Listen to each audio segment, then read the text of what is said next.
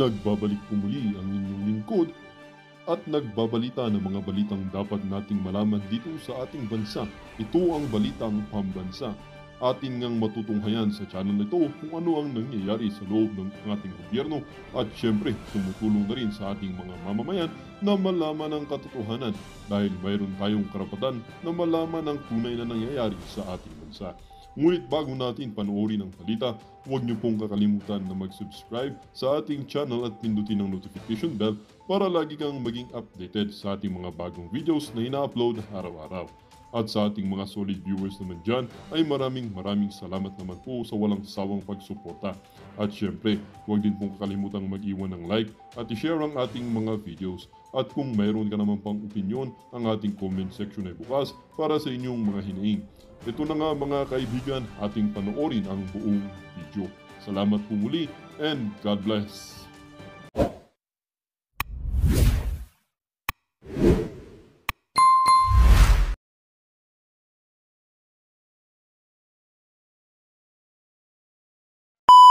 Na yan. Kaya wala ho tayong pakialam kung kailan pa nakuhanan yan. Ha? Disclaimer, di ho natin kailan alam kung kailan nakuhanan yan. Pero yung mga sinasabi nitong si Vice Ganda dito sa video na to, napapanahon. Ha? Nakita ho natin to kay, kay Tol J. Sabi ko, pagkakita ko sa, sa channel niya, Tol, sa mo nakuha yung kay Vice Ganda. Magaling naman kasi yung mga litanya ni Vice Ganda dito. At dito rin ho sa video na to, pag-usapan din ho natin itong kalad-karing alin na to, itong si... Ito, kalad-karing talaga. Itong si Claire Castro.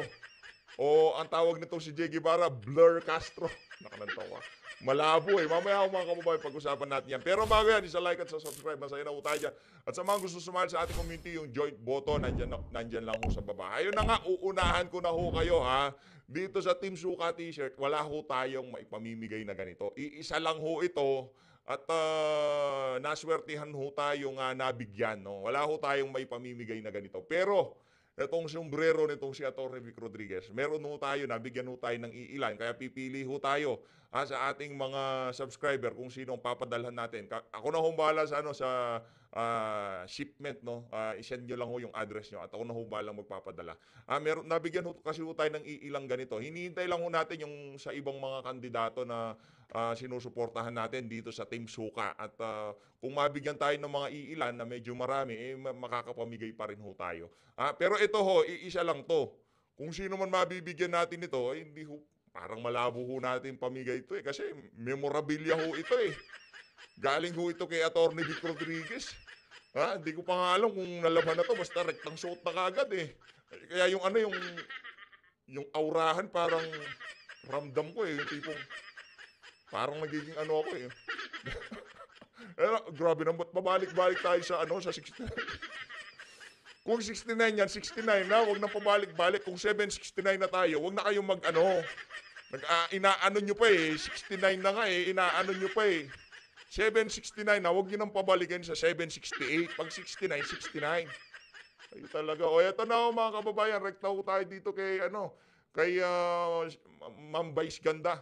Huwag niyo kong kalimutan talagang solid Team Suka ho. Kung gusto niyo magkaroon ng tunay na pagbabago dito sa bansang to, rektang Team Suka. Pero hihingin ko ho siguro itong nito, itong pagka-design nito at kung makakapagpa-imprenta tayo para ipamigay sa ating mga subscriber, magpapaprint ho tayo dito kay Ma'am Joey Cruz Yan ho kasi nagpiprint ho yan Nagpiprint siya. Siguro ganito na lang para maipamigay ho natin yung mga t-shirt natin sa mga merong PH update dito tapos Team Suka. Yun na lang ho siguro Abangan nyo mga kababayan, nagpaano na tayo kay Ma'am Joey, nagpa-print na tayo. Ito, rekta ho tayo dito kay Vice Ganda. Tulong ng PhilHealth, Diyos ko, nakakapanghina. Oo, kung ikaw ay mahirap at nagbayad ka ng maayos sa PhilHealth, At hinulugan mo yun. pag nabalitaan mo yung ginawa sa PhilHealth, mamamatay ka agad. Alam mo yung magnakaw ka pa lang, ang sama na nun. Oo. Pero yung magnakaw ka sa mahirap at sa mga may karamdaman, grabing kademonyo yun.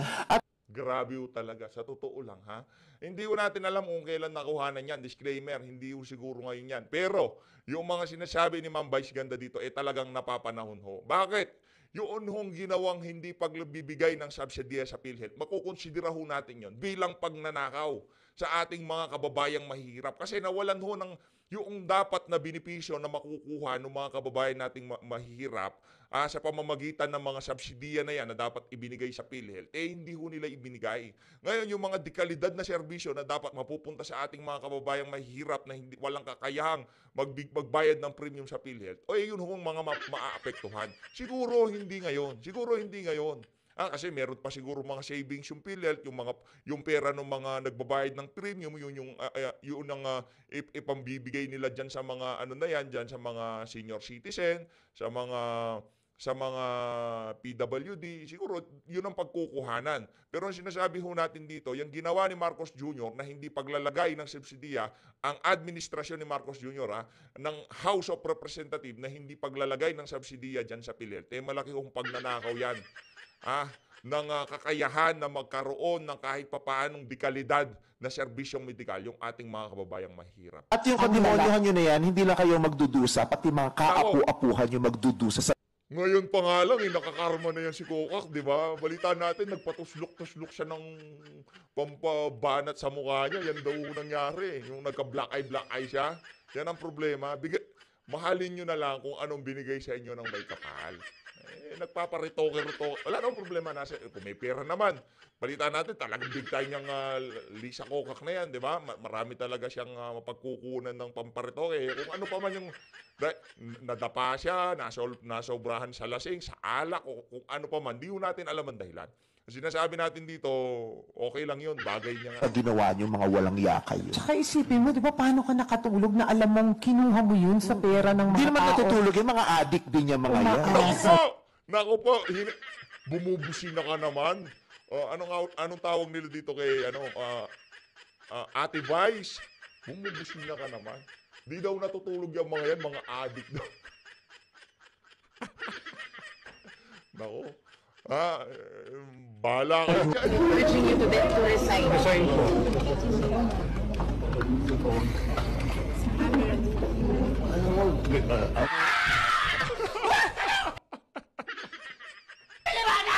Sir, can you categorically deny that you're involved in drugs para matapos lang Dignify yung pagkausapan droga, takbo ho siya.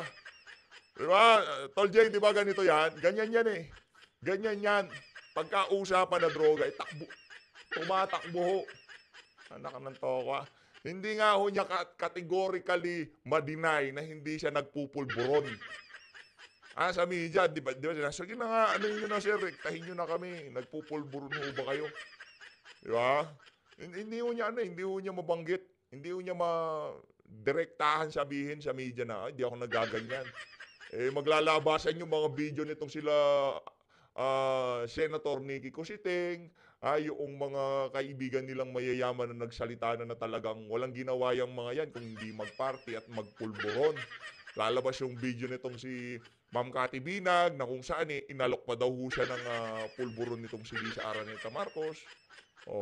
Hindi ho kasi alam ho nila na sa mga susunod na panahon, pagka wala na sila sa poder, talagang lahat ng bulok na itinatago nila ngayong mga panahon na to, maglalabasan hong lahat yan.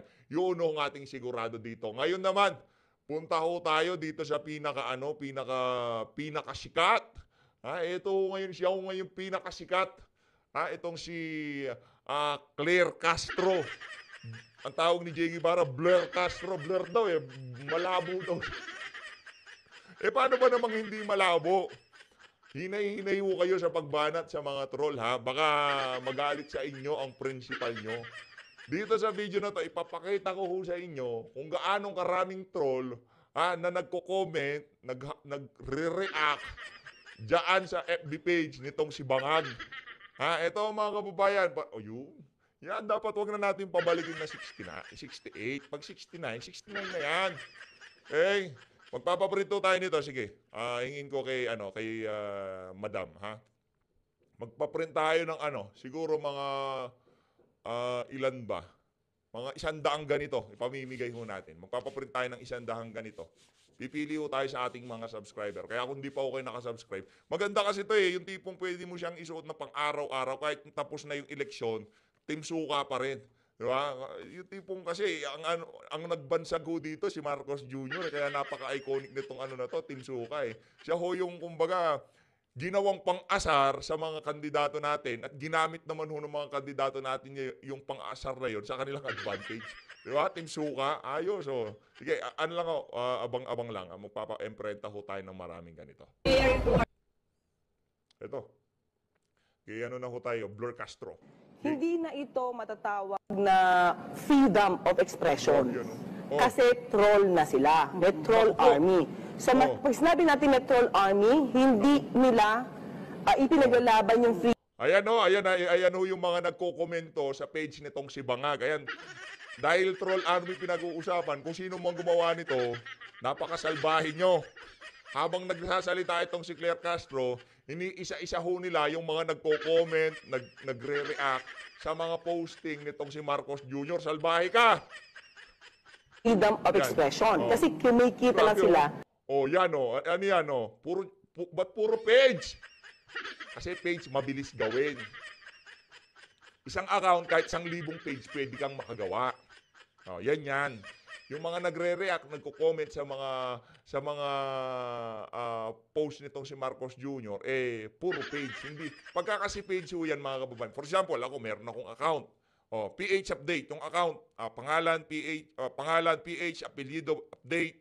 O, yung mga details, yung kapanganakan, address, phone number, nandun ho lahat yan. Okay? Nandun ho lahat yan doon sa account na ginawa nyo. Under ng account na yon, pwede kayong gumawa ng multiple pages. Okay? Ngayon, kung gusto nyo, gumawa kayo ng page na Marcos Bangag, Lisa Butod, Tambang Magnanakaw, pwede nyo hong gawin yan. Under ng isang account, kahit 1,000 page, pwede nyong gawan. So, ito ho, kasi pagka-account, ang ginawa, mas matagal. Maraming verification, ID, phone number. Pero pagka ho page na ganyan, nako, madaling lusutan yan, ika nga. Kaya ngayon, wala na hong maraming account na nagagumagawa. Ang karamihan ho, puro page yung mga nagla-like at nagko-comment. Para maintindihan lang ng ating mga kababayan. At dinidiktan sila nung taong nagbabayad Nakaka-proud naman, ginawa mo, PBBM. Padayon. Ano padayon? Wala kang ang friend page ka lang eh. sa kanila. So, ito Oh, yan na naman. Naku, sino to? Trip 4 days. Ano yan? ay nagiging Hindi ba mga troll yan? Hoy, Blur Castro, hindi ba mga troll yung mga yan? sindikato ang dating para Naku, daming sindikato sa page ni Marcos Jr. makapagpabagsak ng isang tao o ng isang Oh, yan na naman. Adele Treyes, merong 12 like tapos 29 followers. Ang matindi ho doon, yung mga page na ginawa nyo, pwede nyong i-follow sa mga page na mga ginawa nyo. Kumbaga magpa-followan kayo, magla-like kayo para maging legit. Hindi basta-basta ma-plug ni Meta yung mga page na ginawa nyo. Ganyan ho sila ka-uugad. Sa totoo lang. organisasyon. Yung sino naman yan? Ano to? Claire Maisog.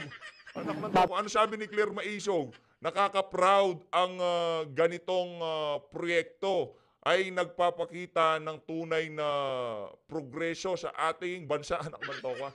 Claire, baka ikaw to ha? Anak ng toka, ginawa mong maisog. Claire Maisog.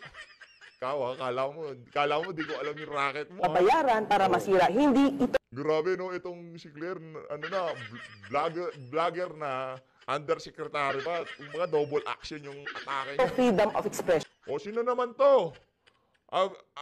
Aviel Kilex. Ano ba ang mga klaseng pangalan yan? Kung anak ng to ka. So yun ang pinakamatindi nating kalaban. Wala akong tao ha, puro page yan. At least, para alam ng mga kababayan natin, pag nakita nila yung mga nagla-like, nagko-comment, nagre-react dito kay Bangag, papasok sa utak ng ating mga kababayan, mga page yan. Hindi mga di totoong mga account yan. Di ba? Para malinaw, makita ho nila, para maintindihan ng mga kababayan natin kung anong kaibahan ng page at yung normal na account.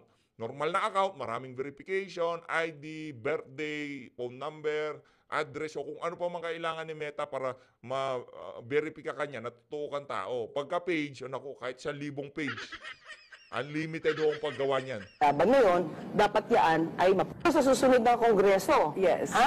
sana po, ito, Go ahead, ma'am. di ba? Yes. Na magkaroon kayo ng batas patungkol sa troll army. Kasi hindi na po yun for freedom of expression. Kasi Yung troll army, no question asked. Hanapin. Tapusin, tapusin yung mga troll army na yan. Diba? Pero paratangan yung isang grupo ng mga nagsasalita sa pamahalaan dahil hindi lamang linya sa inyong mga kabalbalan, tatawagin yung troll farm o kung ano pa man. Yun, mali yun. Siguraduhin nyo muna bago kayo mag-name call na troll or troll farm, siguraduhin nyo muna na talagang meron kayo ebidensya. Kagaya nitong si Barbers, di ba? Bumabanat siya na, ano yan? Show ganito yan. Galing droga pera niyan, galing China. Ganyan sila eh. Nung nagkaroon na ho ng hearing sa House of Representative, tiklop po bunganga niya eh. O nasan na yung galing sa droga na ng mga vlogger, pogo funded vlogger? Nasan na yung wala. Wala ho silang ebidensyang nailatag. So anong ginawa nila sa social media, sa mainstream media? Talagang direktang paninira lamang ho sa mga nagsasalita laban dito sa administrasyon na to. yung lagi sinasabi, paano naman yung freedom of expression namin? Teka lang. Kung troll army kayo, hindi nyo na-exercise. Grabe naman yan. Pati itong si, anong pangalan to? Puratsia. JPG. Ba't ganun ang dami account? Ano na to? Napuna mo brad ba't ganun daw ang dami? Kasi bayaran kayo. Hindi na ito matatawag na freedom of expression. Kasi troll na sila. May troll army.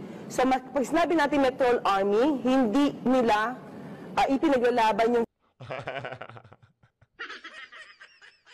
Diba? Yan ang nga ho ba sinasabi natin dito kay Claire. Walang clear sa mga sinasabi mo, Claire. Binabanata mo yung troll army, mga sumusugod pala dyan sa page ng amo mo, puro mga troll. Puro mga nasa troll farm. Eto, rekta ho tayo dito sa Basta Dabawenyo. Matindi ho yung mga naging balitaktakan dito kagabi. Thank you, Mayor Cho. No? And another discussion. Shoutout muna sa CM Baste Duterte shoutout. Palakpakan ho natin. Malulupit ho ito. Tsaka ang ganda ng arrangement nila dito sa mga programa nila. Tsaka yung mga iniimbitahan ho nila dyan, di basta-basta malupitan ho talaga. Dito sa Supreme Court nga, finally, they've released a resolution, Hannah, no? Particularly on the motion of the Vice President. Yes po. So, ngayon, the Supreme Court has asked the Congress to comment on VP Sara Duterte's petition that challenges the validity and constitutionality of the fourth impeachment complaint that was eventually transmitted to the Senate for trial. So ngayon, humihingi ang Supreme Court sa Congress ng comment. So what does this mean for the impeachment, the whole impeachment matter? Ngayon na the Supreme Court has passed the ball to the Congress for their comment. In my previous interview, Hannah, I said that the entire impeachment complaint is really constitutionally infirm.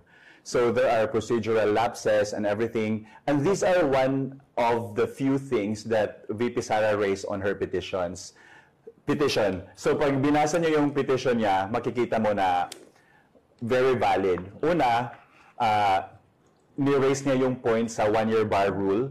Because there are pieces of jurisprudence na decided by the Supreme Court na saying na there should be no multiple impeachment cases to be filed against a certain official in a year. Ang nangyari kasi, they filed the first petition December 2, the second one was on December 4, and the third one December 19. So that alone is already constitutionally infirm because it really shows na according to the Constitution, dapat hindi multiple impeachment cases ang ipa-file sa isang politician, sa isang leader, pero tatlo na. Now, they found out that what has been approved pala is yung February 4, 2025, the fourth impeachment. Okay. So if we follow the previous rulings of the Supreme Court, may na-initiate na impeachment complaint last year, 2024. If may na-initiate na impeachment complaint, may one-year bar rule tayo. Hindi pwedeng may additional or new impeachment for the next year para sa isang leader na i-impeach nila. So, nangyari, they approved the fourth impeachment which was initiated February 4 of this year. So imagine na-violate din ang one-year bar rule.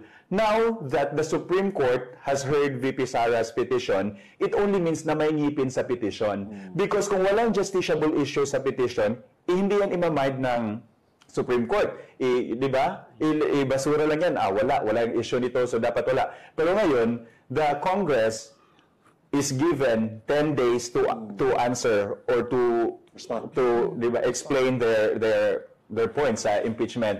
As a follower, no, as a supporter of this, the dismissal of the impeachment case, do you welcome this development? Yeah, this is a very good development because nagpapakita lamang ito na the judiciary is still really upholding the constitutionality of justiciable controversies na nangyayari sa ating government. Because if they are already infiltrated by, corrupt officials, or maybe if they are influenced by outside forces, they can easily dismiss the petition of VP Sara and ignore it, di ba?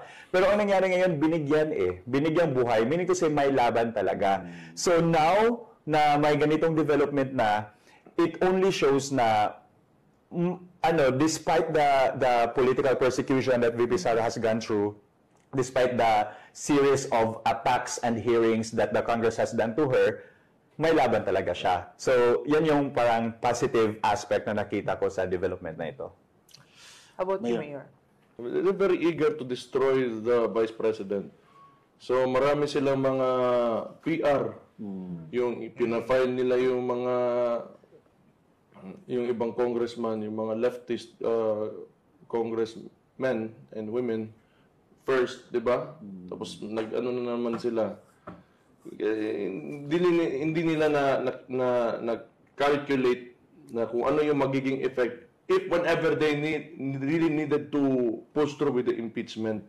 Kasi yung impeachment kasi na yan, they are just pushing for it just to make a bad name out of the Vice President. Di naman talaga yan na, well, as far as our camp is concerned, wala namang kasalanan talaga yung Vice President natin.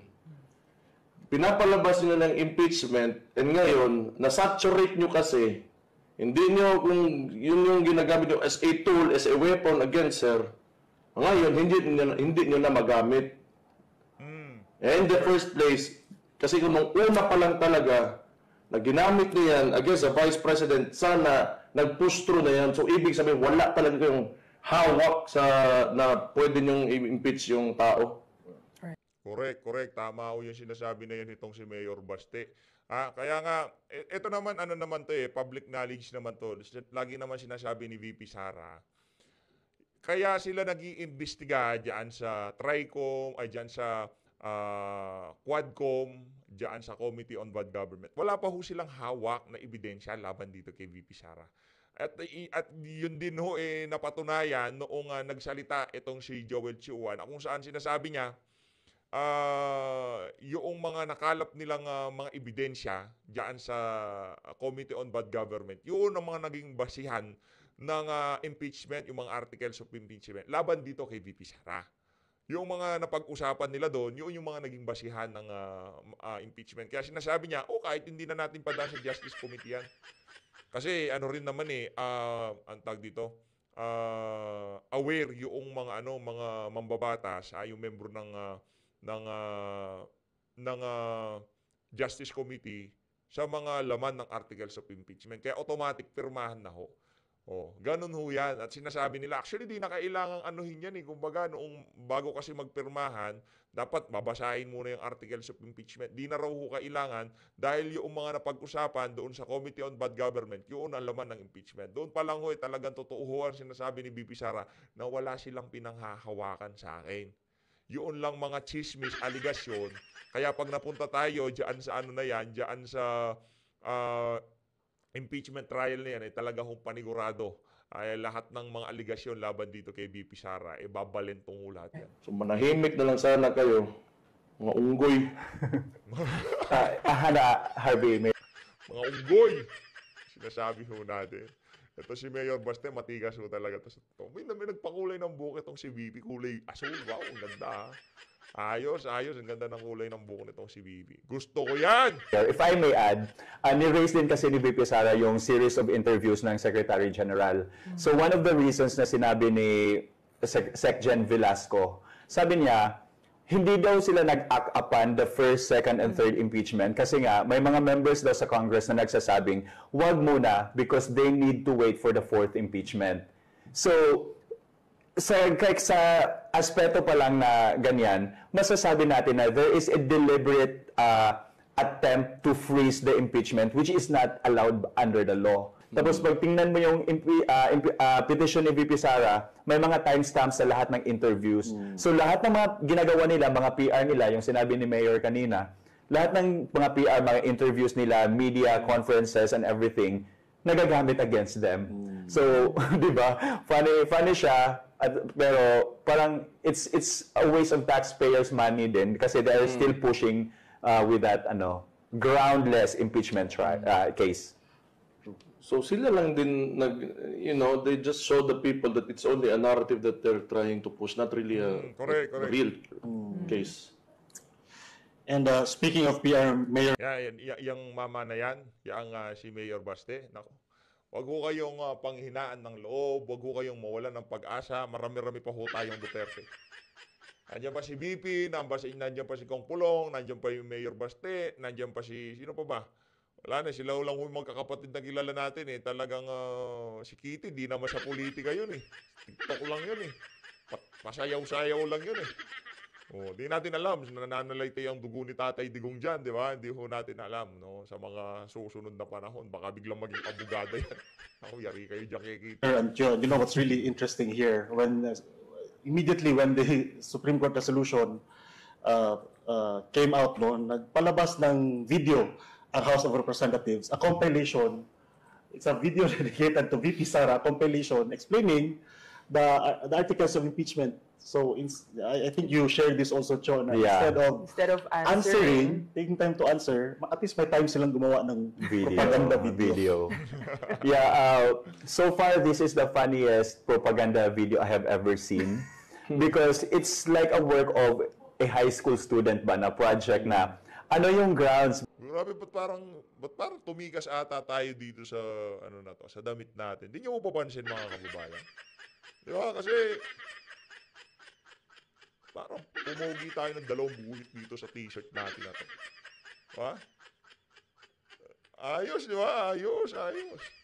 Yun ang sinasabi nila pero hindi tayo naniniwala. Bakit na-impeach si VP Sara? Tapos, but not to demean high school projects, baka high school students projects. I'm not demeaning the high school students. I mean, the level of this is Congress. This is a national agency, di ba? So, dapat they could have done better. Correct. Because they know for a fact na the impeachment rap. Alam nyo kung sino ba talagang nagtutulak sa kandidatura nitong si Atty. Vic? Yan, si Mayor Baste Duterte. Palakpakan natin ito si Mayor Baste. The initiated will not be successful. So ginagawa nila yung info drive nila ngayon by making videos like that na ganito yung mga grounds, propaganda. That's why. Ganun na. Yung impeachment na yan is just a tool, to antagonize the Vice President. Because we can never neglect the fact that she is a strong candidate in the 2028 presidential elections. Lahat naman ng survey nagsasabi din na siya yung top contender for that 2028 presidential election. So, they are doing their very best to demolish her character, di ba? Parang ganyan, para wala nang because I believe Marty wants to run for the presidency or anyone from their camp. They just want to put somebody there for the next presidential election. And the top contender is the vice president. That's why. Tama.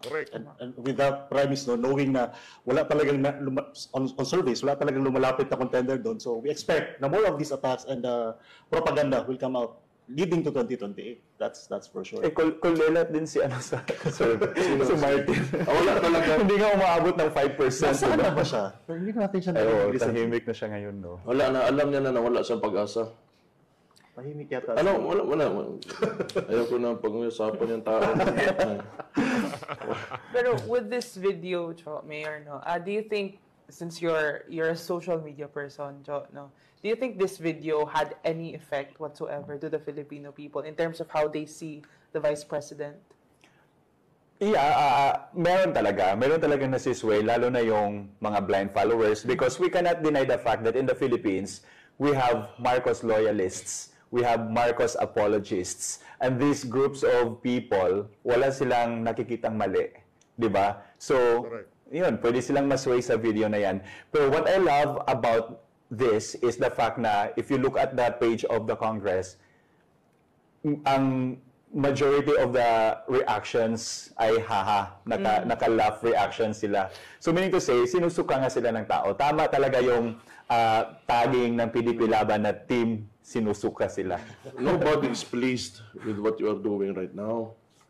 Kasi alam naman ng mga tao talaga that it's clearly politics. That's why earlier I said na kaya nga malakas yan for 2020 if ever she decides to run for the presidency. Wala yan. Puro lang politika. Yan lang man din talaga. Yan man din. If you look at the Philippines, it's always somebody has something to say against somebody. You know, just to to boost themselves. Yan talaga typical na politika ng Pilipinas. Kailangan may siraan ka para umangat ka.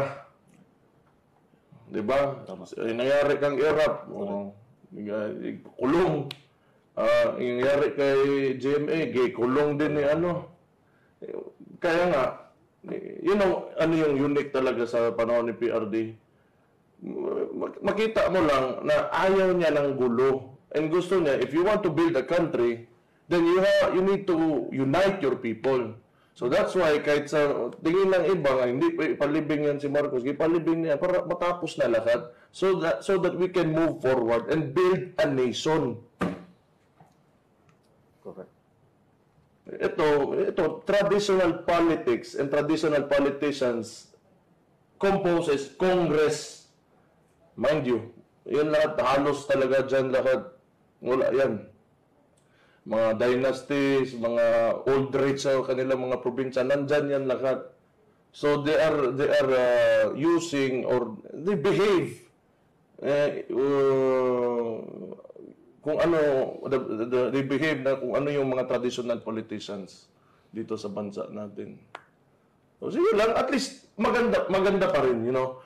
Kasi para makita ng tao kung ano talaga yung mga politiko natin dito sa bansa. Para you know, they can see na gaano ka walang kwenta talaga yung mga ibang politiko dito. Para makita nila na, you know, they can choose better. Since mag-election na, they can choose better kung ano yung tingin nila na maayos talaga. Kasi dun pa lang sa impeachment, most of, you know, the people in Mindanao and Visayas were very displeased because given Inday Sara is a Bisaya man siya. Bisaya siya. So that's natural na, you know, nasa following, it's a natural following that she could have. She has. So yung impeachment, yung mga congressman na from the island of Mindanao and Visayas, marami nagalit sa mga pumirma sa kanila na ano. It did not sit well with the majority of people na lalo na dito sa Mindanao and the Visayas. Correct. Sakto ka, Mayor, no? That reaction on social media and even on the ground na yung mga posters ng mga pumirma na congressman tinatanggal. If only they had the balls to stand against, you know, this kind of politics that Martin Romualdez is showing, then they would be heroes in their own communities and districts. Correct. Diba? And yet, wala. They succumbed sa, to traditional politics. Instead of championing and standing up for their constituency, it's turned out that's how we perceive it, no, na nadala sila doon sa kung ano man ang pinangako in exchange of that signature. You know why? You know, ang Pilipinas kasi is so fed up with these kinds of politics. Yung mga ganitong klaseng galawan sa politika. Ang Pilipino ngayon, they know better compared to, before. So, alam nila, naghahanap yan sila na mga tao that can, that will represent them na may itlog talaga, who have the balls to do what is right and to do what is beneficial for the majority, not for themselves only, not for the individual. Kasi yun naman talaga, lahat na lang ng mga politiko or aspiring politicians, they want to gusto maging congressman, kaya may Land Cruiser, may ganito, may ganon, may Patek Philippe, may Rolex. Luxury items. Oh. Hermes The Filipinos are so fed up with that already. So, kaya talaga, pag may mga ganon and they feel that they are not, well represented, meaning the real how the people in the districts really felt towards the issue, misrepresented yung nila, yung totoong gusto nila by the congressman, kaya nagagalit sila. Tama. Tama yan, huwag nyo na botohin kung if ever, maghanap yung kalaban na lang, doon na lang kayo bumoto. Yun. Subukan nyo, and have that person accountable for whatever he will do if ever siya makaupo as congressman sa inyong lugar. So, hayaan nyo na yung isa, lipat muna kayo dito kasi pumalpak man yan, wala man yung itlog, dito muna kayo sa kabila. Tama. Correct. Subukan nyo, baka pala, yun pala makadeliver sa inyo ng sakto na serbisyo. And, usapin dito dito sa Davao City last week, na pinag-usapan, nagbunga ng maraming opinion. Ito nga nangyaring hold-up incident, Mayor, sa downtown dito sa Davao City. And sa isang pawn shop, Mayor, allegedly merong 6 na suspect. At isa dito, Mayor, ay nahuli na at nasa kustodiya na ng PNP. Ang discussion dito, Mayor, is yun nga, it seems, ang people of Davao City, sa mga comments na nabasa natin, maraming nagsasabi na baka nga pinadala talaga yun dito. Yung tao kasi, the suspect na nahuli, Mayor, is from Albuera, Leyte, not from Davao City. And yung most of the opinions ng Davaoenos, Mayor, is yun nga, baka sinadya na pinapunta dito para manggulo. Just in time for the celebration of Araw ng Davao. Your comment in general, Mayor, on this particular incident? ang gusto ko sana, I'd like to sound unbiased when giving out my analysis of this incident. Ang tingin ko, pwede kasi rin talaga na that individual na galing ng Leyte, he was asked to do a job here in Davao. O kung illegal man o hindi niya alam, then doon dinala siya, yan yung ginawa nila. And it could be na sinadya, para, it's easy to pay. Madali bayaran ng isang tao para gumawa and, a promise of a reward pag nagawa nila yung something, a criminal activity. Kasi sa gutom ngayon ng Pilipino, sa sobrang hirap. But, on the other hand, gusto ko rin, hindi man gusto, pero there's a big possibility dahil ugok talaga tong PNP chief natin and the BBM administration is very lenient on criminals right now. Kaya it encourages criminals to do these kinds of activities. Correct. So expect talaga tayo, a lot of people are very displeased with the current peace and order situation in the entire country. So, kahit naman we're doing everything that we can to secure Davao City, pero if yung PNP chief magsasalita na ang droga pampagising, what can you expect? No? Yun Kung paano mag-behave yung mga criminals right now. It is very encouraging for them na nakikita nila na hindi talaga stricto yung presidente natin pagdating sa peace and order. Correct. Tama ho yan. Okay, ito para sa mga nag-aakusa dito kay Mayor Baste, siguro sa mga nakalipas na panahon, tayo naman, meron ho tayong mga nagawa sa buhay natin na hindi natin ikaka-proud.